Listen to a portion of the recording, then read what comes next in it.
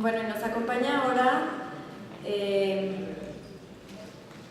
doctor Arturo Juárez García, él es licenciado en Psicología, egresado de la UNAM, graduado con mención honorífica y con varios reconocimientos académicos como estudiante sobresaliente.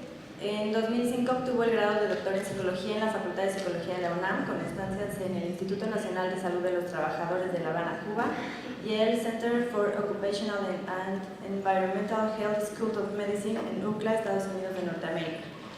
Miembro de la Comisión de Expertos invitados por la Secretaría de Trabajo y Previsión Social. Y bueno, no les cuento el amplio currículum que tiene nuestro ponente. Es docente de diferentes universidades, no solamente en México, y un investigador reconocido. Bienvenido, muchas gracias.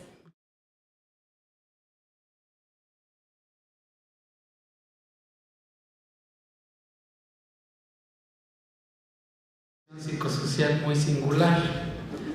Aquí el doctor Siles, gracias a su elocuencia, veo que me deja el dios de Morfeo al final, más el dios del tiempo y el dios del apetito. Cualquiera de los tres son la exposición psicosocial mayor. Entonces no crean que me voy a quedar solito con toda esa exposición, la voy a repartir, voy a solicitar de su paciencia y voy a irme rápido para tratar de aminorar esta presentación. Bueno, empiezo con esta frase que dice: el secreto de la felicidad no está en esforzarse por el placer, sino encontrar el placer en el esfuerzo. Bien, miren, yo agradezco mucho al comité organizador, por cierto, del IMSS la invitación, es una distinción, y estoy muy contento porque en 1990, hace ya casi 30 años, que participé en la primera jornada de riesgos psicosociales organizada por el IMSS en 1990. Y me acuerdo que me decían algunos: ni vayas a perder el tiempo, eso de los psicosociales, ¿qué es eso? Es una moda que va a pasar. Bueno, pues ya van casi 30 años y la moda ha crecido. Y algo que veo que ha evolucionado es la perspectiva de lo psicosocial como un aspecto relacionado al tema de la productividad. Hay una escuela de la psicosociología del trabajo que tiene una visión crítica sobre el concepto de productividad, ¿no? En términos de algo ligado al capitalismo, etcétera, etcétera. Pero lo que es indudable es que el tema de productividad es importante. Y es importante por datos muy generales que podemos encontrar a nuestro alrededor. Entre ellos, pues que cada vez somos más, cada vez hay más deforestación, y en términos de recursos no renovables, pues cada vez se acaban. Sin embargo, pues las necesidades de alimento cada vez son mayores, y pues las crisis, la globalización y la competitividad son el pan nuestro de cada día. O sea, para poder sobrevivir, pues las organizaciones, como cualquier organismo, intentan adaptarse. De esa manera, pues la filosofía en el que crecen no solo las personas, sino las organizaciones, las ciudades, los pueblos, es que hay que hacer más con menos, pero con la mayor rapidez y la mayor calidad posible. La OIT pues ha definido desde hace tiempo el concepto de productividad, ¿no? Como una simple división entre lo que se hace y los recursos que se emplean para ello. Y hablando de los recursos que se emplean para ello, pues está un común denominador básico, que son los servicios del hombre, dice la OIT, ¿no? Entendiendo aquí el factor humano como un componente indispensable de productividad. Pero pues siempre en el ánimo de avanzar, pues decimos: todo lo que queremos mejorar tiene que medirse. ¿Y cómo se mide la productividad? Entonces, cuando uno habla de puestos operativos, puede ser relativamente sencillo medir, ¿no? El número de piezas, etcétera, etcétera. Pero cuando hablamos de sectores productivos de servicios, como los que nuestro mercado laboral actualmente tiene, pues es un poco más complicado, ¿no? ¿Cómo mido la productividad de una enfermera? Pues por el número de pacientes no sería el indicador más idóneo. Dice mi mujer: mi esposo es muy productivo. Uy, se pueden entender muchas cosas por eso, ¿no? Pero había que entender que hay ciertas tareas que pues son muy complicadas evaluarles. Para eso se ha retomado también el concepto de desempeño. Y algo que resulta apenas relevante o emergente en la última década, pues es el tema de la improductividad, es decir, todo lo contrario. ¿Qué pasa cuando la gente está presente en su lugar de trabajo? O sea, está de cuerpo presente, pero funcionalmente ausente, como una antítesis del ausentismo. O sea, el ausentismo simplemente no está la persona en su puesto de trabajo, pero en el presentismo es qué pasa cuando sí está, pero se es improductivo o su productividad es reducida. Desde el Harvard Business Review, un número especial por ahí en 2004, fue cuando se lanza por primera vez el concepto. Y algo muy interesante es que el concepto lo lanzan economistas, no psicólogos. Fue un primer acercamiento en el tema, y es hasta desde 1994 que sí fue un psicólogo que ya exploraba esto desde el punto de vista psicosocial, y él lo define así, dice: es cuando los trabajadores permanecen en su puesto de trabajo, pero son menos productivos al usual debido a malestares, estrés u otro tipo de distractores. Para Levine-Epstein es la pérdida de productividad que ocurre cuando los empleados se presentan a trabajar, pero se desempeñan por abajo de lo esperado debido a cualquier enfermedad. Esta es una concepción clásica y es la original del presentismo, porque ahora se habla del presentismo cuando la gente tiene su productividad reducida por desperdicio de tiempo productivo, si se mete a las redes sociales o ocupa su tiempo productivo para trámites personales. Aunque esa es una visión que se ha incorporado recientemente, la concepción original es esta: es cuando la gente va a trabajar enferma. Voy a retomar un poquito más adelante eso, hablando desde esta concepción clásica. Pues yo les preguntaría, ¿cuántos de los aquí presentes se han presentado a sus labores con algún malestar o estando enfermos? Levanten la mano. Bueno, pues sus manitas por sí solas hablan, ¿no? Estamos hablando de aquí en la sala más del 90%. Y si nos ponemos a pensar, ¿cuántos de los aquí presentes tienen alguna enfermedad crónica? Llámese diabetes, hipertensión, y así se presentan a trabajar. Pues también seguramente podemos identificar de ahí que ya hay un presentismo, llamémosle más o menos crónico. Bueno, de hecho ustedes van a encontrar en la literatura un interés creciente del tema. O sea, yo creo que del tema de los riesgos psicosociales, el que ha sido emergente en número de publicaciones más importante es este.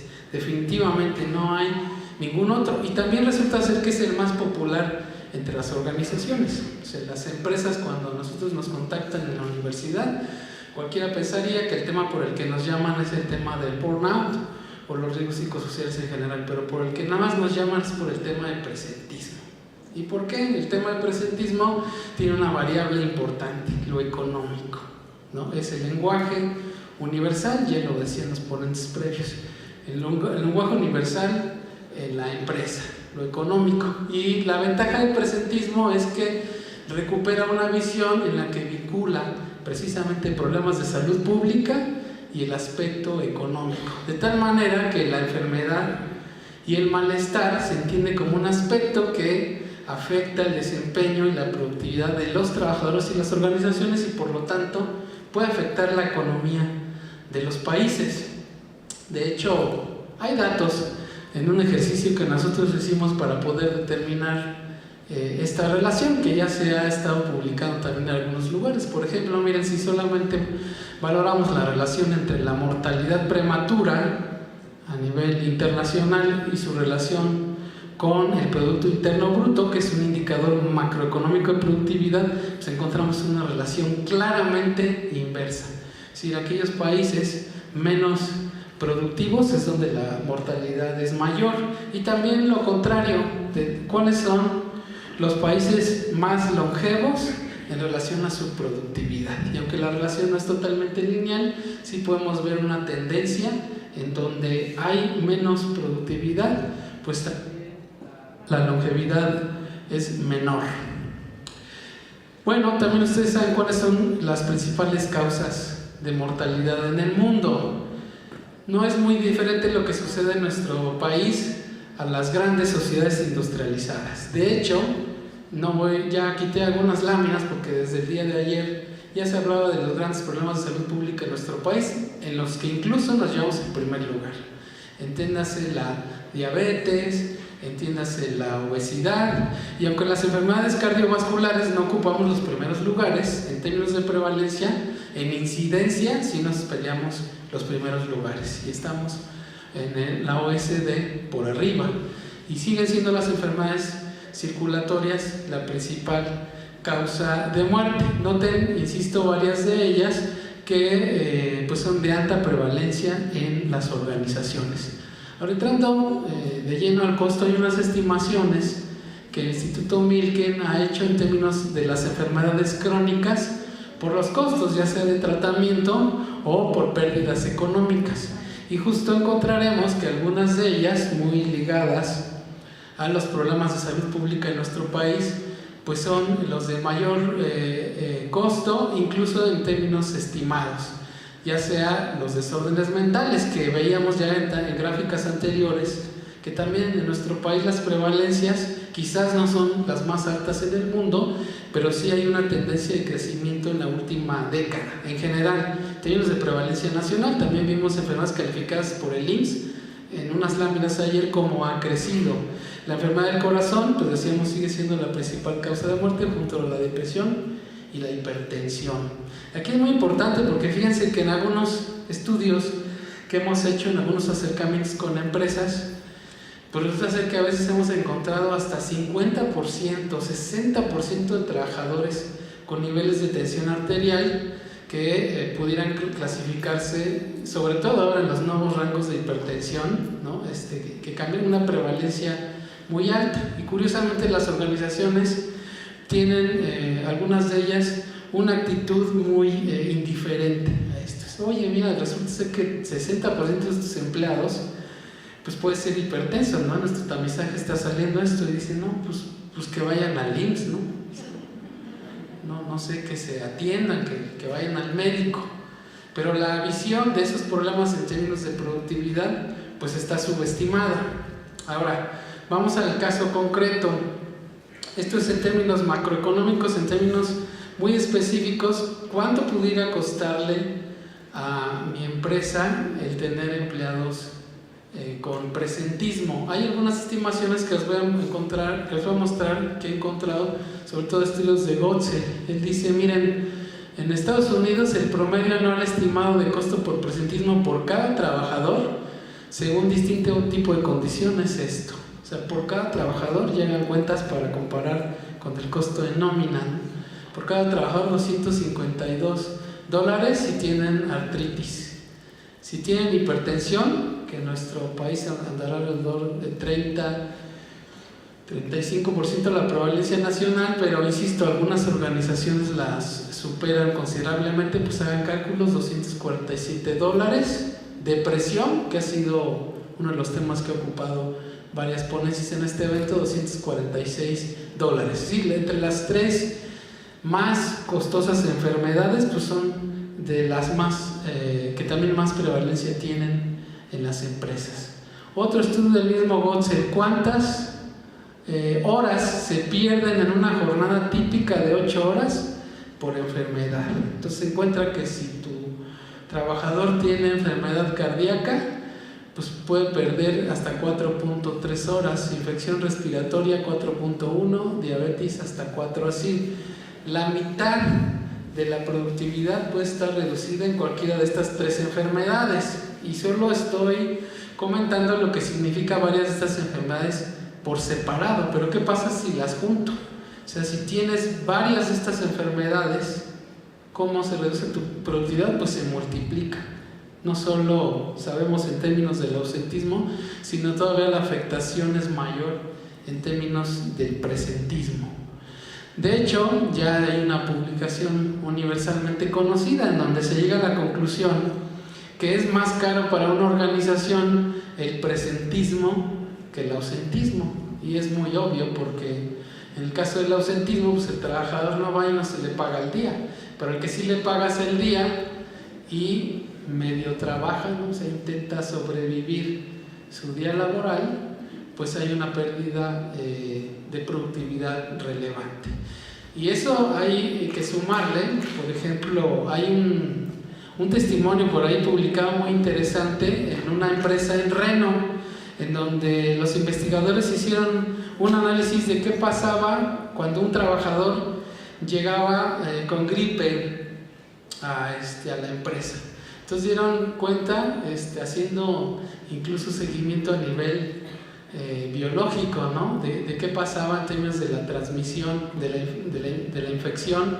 Y pues sí, encontraron que a los 3 días ya no solo un trabajador, sino ya había varios que habían atravesado este proceso de contagio. Entonces se multiplica significativamente la reducción de productividad cuando de un empleado que llega con gripe pues se contagia a otros. Entonces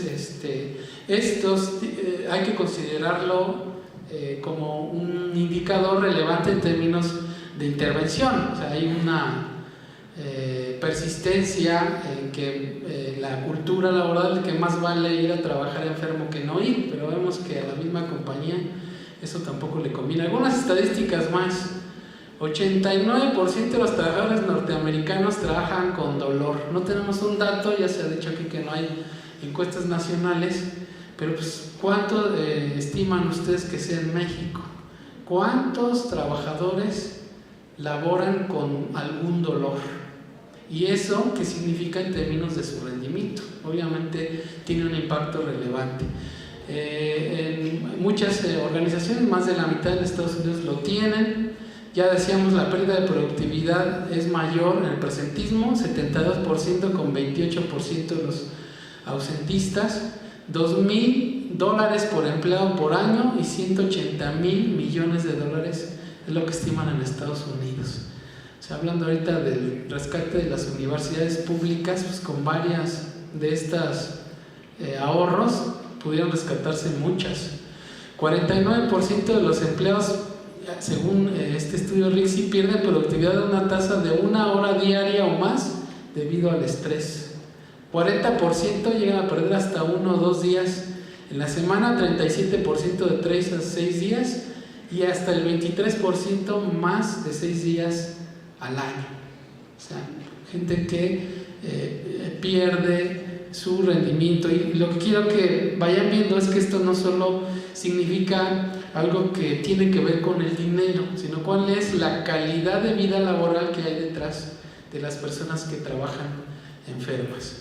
Y bueno, esto nos lleva a la visión de que la salud y productividad es un paradigma en el que normalmente se piensa que son cosas contradictorias, o sea, que la gerencia tiene que decidir una u otra, pero bueno, son interdependientes. También se encuentra que un empleado que es físicamente activo, que hace ejercicio, es 12% más productivo, o por ejemplo que los empleados con obesidad utilizan más los servicios de salud y se ausentan 13 veces más en comparación con los empleados que no son obesos. O por ejemplo, ¿no? Nosotros que tenemos acá la vitamina T, o sea, quienes tienen este tipo de dieta, su productividad se reduce un 66%, que en un estimado 100 en un año salía a pagar todos los gastos de energía que ocupaba una empresa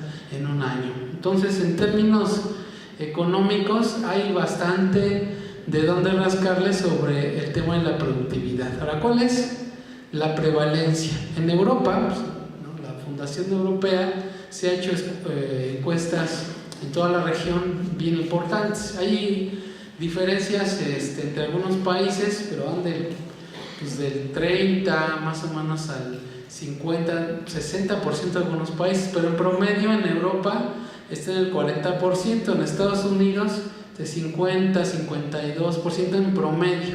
Incluso en África han hecho algunos estudios que también un poco más del 50%. Pero en Latinoamérica solamente hay 2 estudios con alcance poblacional. Es uno en Costa Rica y otro en Chile. y resulta ser que las prevalencias ahí son alarmantes. O sea, está alrededor del 82% de los empleados que se han presentado a trabajar enfermos y reconocen una reducción de productividad de por lo menos hasta 2 horas diarias. Esto pues significa, insisto, en términos de avance económico en la empresa, pues algo importante. Y la pregunta de los 64,000, ¿cuál es la prevalencia de presentismo en México? No tenemos ni la más remota idea, ¿verdad? Bueno, ya habían dicho los colegas, la Secretaría del Trabajo, de la importancia de una encuesta nacional, que yo también, como secretario de ICO, pues lo había venido diciendo: hace falta una encuesta nacional, hace falta una encuesta nacional como una medida diagnóstica para saber hacia dónde tenemos que avanzar. Pero miren, en un ejercicio de reflexión, veamos algunos indicadores que nos pueden ayudar a dar esta idea. Primero, ya se había mostrado esta gráfica. Desde el año 2000, México ha ocupado el primer lugar en el número de horas que dura la jornada de los trabajadores. O sea, México, junto con Chile, por cierto, otro país latinoamericano, ahora ya está Colombia, todavía no sale el dato, pero seguro estaremos peleándonos el primer lugar. O sea, países latinoamericanos y miembros de la OCDE. Al mismo tiempo, algunas encuestas de consultoras internacionales también han ubicado a México como los empleados más comprometidos, es decir, que sí están en un esfuerzo de presentarse a trabajar, ¿no? Tienen muy clara la ideología de no faltar, de estar presentes. No obstante, en términos de productividad, dentro de la misma OCDE, somos los menos productivos, los menos competitivos, lugar 42 o lugar 90 según los países que participen. Y el tema de la prevalencia de las enfermedades en las organizaciones, ¿no? Han encontrado, por ejemplo, datos como este en propios empleados de salud. Nosotros de hecho hemos hecho varios estudios en hospitales, y la prevalencia de obesidad o la prevalencia de enfermedades crónicas en personal de salud es increíble. Entonces, eso no es muy diferente a lo que podemos encontrar en muchas organizaciones. Haciendo entonces una reflexión, tenemos que en México sí hay presencia física de los trabajadores basada en muchas horas que se dedican al trabajo, una prevalencia de enfermedad elevada y un bajo desempeño y productividad, por lo menos en los indicadores macroeconómicos. Tenemos justo todo el panorama para tener elementos de decir que lo más seguro es que la prevalencia de presentismo en nuestro país es muy alto, por lo tanto, un tema emergente. Y bueno, esto nos lleva también a reflexionar, insisto, sobre todo en temas de calidad de vida, hacernos algunas preguntas. De hecho, siempre pregunto también esto: ¿por qué creen que trabajen las personas? Seguro entre las cosas que vienen a su mente es pues la cuestión económica, pero entre los primeros lugares siempre está también la idea de desarrollo profesional, ¿no? De quererse superar. Pero algo que seguro pasa es: ¿qué pasa ahora si les pregunto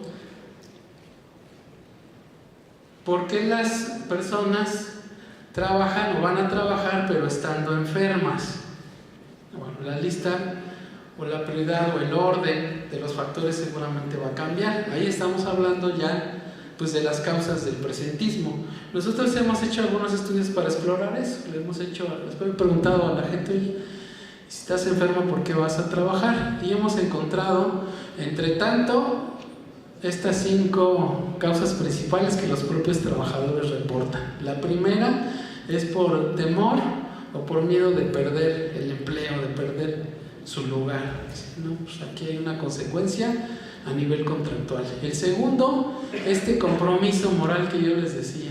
Si es que yo tengo que trabajar, fuera de lo que se piensa de que el mexicano no le gusta trabajar, o el latino en general, sí encontramos que la gente tiene una ética protestante interesante. O sea, sí dice: no, pues es que yo tengo que ir, ¿no? Es un valor relevante. Y luego la tercera, obviamente, problemas económicos. Un golpe fuerte puede ser faltar ese día, y no estoy para darme el lujo de perder el salario de ese día.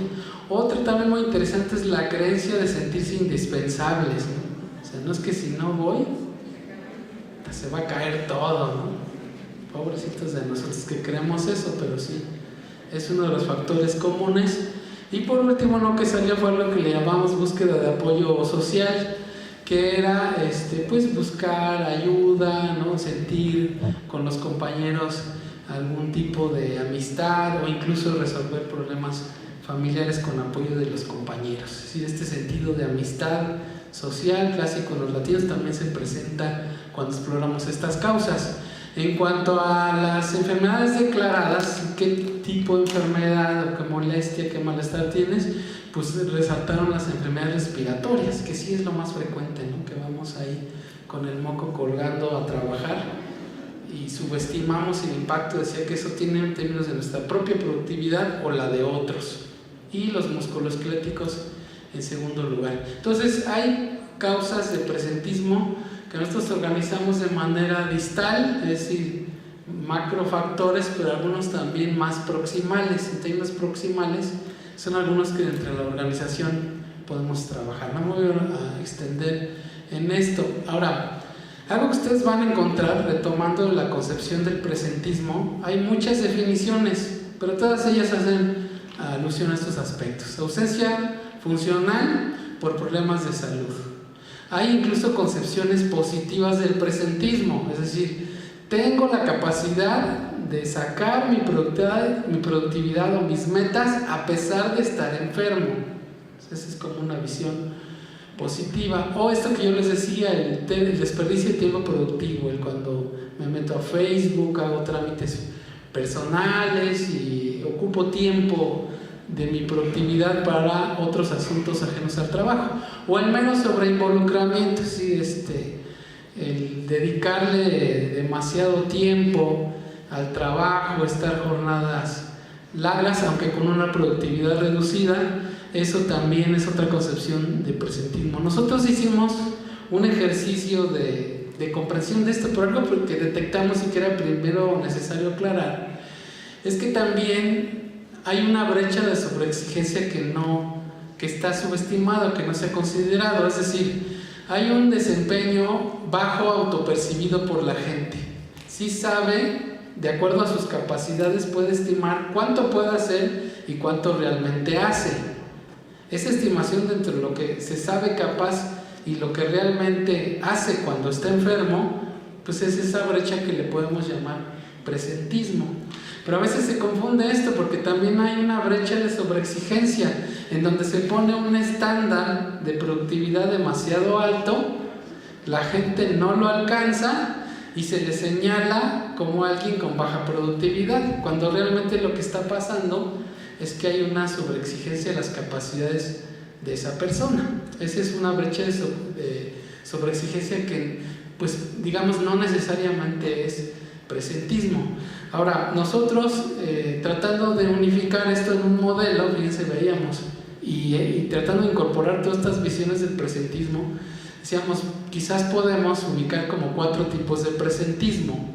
Primero, ubicando un eje de salud y bienestar, es decir, hay gente que es saludable o tiene, digamos, en términos de su capacidad funcional, puede ser más óptima que la de otras personas que tienen una enfermedad, pero también hay un esfuerzo, una intención, ¿no? Una moral, una motivación para cumplir con el trabajo que puede diferir entre las personas. Entonces tenemos primero el presentismo por sobreexigencia, que es cuando las personas están saludables, se esfuerzan al máximo, pero aún así no alcanzan la meta. Aquí no hay de otra. La meta está demasiado alta para las personas, o sea, puede ser una meta sobrehumana. Está el presentismo clásico, donde la gente se esfuerza, cumple, va, se presenta a trabajar, pero su estado de salud está disminuido. Eso le llamamos presentismo por sufrimiento. O está el presentismo por insatisfacción, cuando en términos de salud, insisto, esta capacidad funcional, podemos pensar que está bien, pero su motivación para este esfuerzo está disminuida. Esto le llamamos presentismo por insatisfacción, o sea, que sí puede hacerlo, pero no quiere, ¿no? Ahora sí que ahí es este dicho de hace como que trabaja porque pues, hacen como que le pagan. Y está el peor de todos, que nosotros le llamamos presentismo por dependencia, pues cuando la gente no solo su capacidad funcional está disminuida, sino tampoco tiene la motivación para hacerlo. De los 4, este es el peor. Nosotros ya tenemos una escala en la que hemos validado esto y las 4 dimensiones se representan fielmente. Bueno, esto es lo que les decía, quiere o no puede. Bueno, voy casi a terminar, un poco resumiendo algo muy importante. Ya varios expositores, ha hecho incluso desde Pronavet cuando explicaron algunas de las experiencias, y a lo largo de mi trayectoria yo ya vi que cualquier intervención de cualquier riesgo psicosocial hay un punto fundamental que es requisito para poder avanzar y tener alguna probabilidad de éxito. Es el primero, que es el tomador de decisiones, ¿no? En la compañía. O sea, si no entras por ahí, si no hay una conciencia, si no hay un involucramiento, pues de plano cualquier esfuerzo tiene el riesgo de fracasar. Entonces, algo muy importante que creo que en cualquier modelo de intervención psicosocial tiene que estar incluido es esta parte, o sea, hasta dónde realmente el gerente esté convencido. Sí, yo también creo que las escaleras se barren de arriba para abajo, porque es muy difícil, ¿no? Cualquier inconformidad de los trabajadores o cualquier solicitud, ¿no? Puede verse mermada si los tomadores de decisiones no están convencidos. Y afortunadamente el presentismo es un tema que puede ligarnos a esa labor de convencimiento de una manera más sencilla. Y algo muy importante es también, fíjense, estudiar psicológicamente al gerente. O sea, el gerente con base en que decide, ya es bien sabido que él decide sobre cuánto cuesta. O sea, cualquier propuesta es ¿y cuánto cuesta eso? ¿No? ¿Cuál es el costo-beneficio detrás de eso? Y miren, hay un psicólogo, quizás algunos de ustedes hayan escuchado, es un psicólogo ganador del Premio Nobel de Economía en 2002, que estudia precisamente la toma de decisiones bajo riesgo. Y bueno, qué mejor manera de estudiar eso en el contexto mexicano, cuando los gerentes tienen que tomar decisiones y cualquier decisión implica un riesgo. Él encontró que hay anomalías en la toma de decisión, así le llamó algunos aspectos. Por ejemplo, el status quo, dice, no, pues decide no emprender acciones nuevas porque dice estamos bien. O hay un efecto de dotación, lo que se tiene vale más que lo que no se tiene. O hay una aversión a la pérdida, ¿no? Más vale pájaro en mano, dice el gerente. No hay una intención alguna de riesgo. Y en términos de sesgos cognitivos hay varios. Esto es muy importante porque si podemos hacer una conclusión a raíz de estos sesgos cognitivos, fíjense, lo que pasa es que las empresas mexicanas, por lo menos las que son estables económicamente, apuestan sobre inversiones seguras. Es decir, si se sienten más o menos bien, pues no van a invertir en temas de salud porque sienten que están bien y todo tema de salud puede parecer un riesgo. Mientras que empresas que están en situaciones de inestabilidad financiera, un programa de inversión en bienestar psicosocial se asume como un riesgo. O sea, dicen, no, ahorita no estamos como para eso. Entonces, estos sesgos pueden explicar en gran medida la toma de decisiones gerencial para emprender o no un programa de intervención psicosocial. Y eso tenemos que entenderlo para poder tener esa labor de conocimiento, ¿sí? Poder detectar ese sesgo y poder adoptar un lenguaje común. Otro sesgo de la gerencia pues es la falta, ¿no? de ejemplo, ¿no? Aquí tienen del gerente de eficiencia que pues luego no está, y decía yo el involucramiento, o también visiones o paradigmas que siguen siendo común en la cultura laboral de nuestro país. Se sigue pensando, o sea, ya decía Enrique, ¿no? Muchas empresas declaran públicamente o tienen en letras de oro ahí en la entrada que el activo más importante es el factor humano, pero la declaración formal no corresponde con lo que sucede. Y también mucha gente dice que sabe que el dinero no es lo más importante, pero una manera de manipular a los empleados es con base en el dinero. Hay por ahí un libro publicado por Fernando Arias en varios países latinos donde demuestra que no es el dinero el factor motivacional más importante. Otro, también se cree que la supervisión estricta y autoritaria implica una mayor productividad. Y hasta cierto riesgo eso puede ser posible, es decir, hay una presión, la productividad aumenta, pero eso es pasajero. La evidencia es contundente en términos del estilo de liderazgo. Otro sesgo más, se cree o se piensa que alguien que está físicamente en su puesto de trabajo y que está durante largas jornadas es más productivo. Insisto, se pronuncia normalmente que no, pero toda la dinámica y la lógica de las empresas actúan de esa manera. Ya casi para finalizar está el tema de los premios del presentismo, ¿no? Es decir, se premia a los trabajadores que no faltaron, no importa que fueron enfermos, lo que sigue motivando el presentismo.